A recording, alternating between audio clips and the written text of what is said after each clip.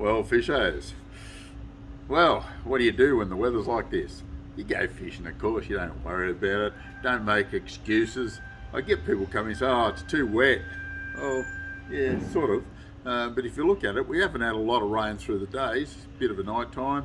The river, out of the question, obviously, we wouldn't bother with it too much. But my goodness, we're getting some reports come in from a lot of places. Dartmouth, still a lot of people heading up there, plenty of trout, no shortage. Hume Weir, very, very good. Plenty of redfin, like we've mentioned before. You know, this is nearly 3 years that place has been on fire as far as big reddies go, and little ones too, of course. But the yellows are moving quite nicely. There was a yellow belly comp on the weekend down there, and there was a lot of yellow belly caught. I think the biggest one was about 640. Don't quote me exactly on these. I'm sure somebody will say it was 639 or 642. But look, seriously, they are catching plenty of fish. There's no shortage at all. A few nice big trout, a few cod that you've got to put back because it's closed season. So we're happy with that. No reports from Wagga, which you can understand this time of year, be pretty dirty anyway. And like I said, the river here, waste of time. Lake Albert, very good. Getting a few on lures, yellowbelly I'm talking here, a few on bait, scrubworms soon to be your best bait without a doubt. Little yabbies aren't too bad either, I can tell you, getting a few on those, so it's worth the effort.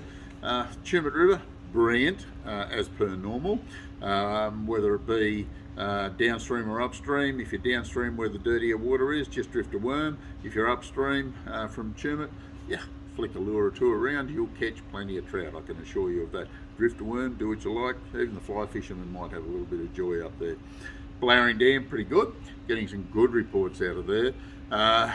Redfin in reasonable numbers, but some big cod, plenty of them off the bank with scrubworms or big yabbies. And getting a few cod with scrubbies too, by the way, I should mention. And also getting the odd yellow belly. Yellow's mainly on yabbies. Little yabbies seem to be doing the job all right. Pretty happy with that.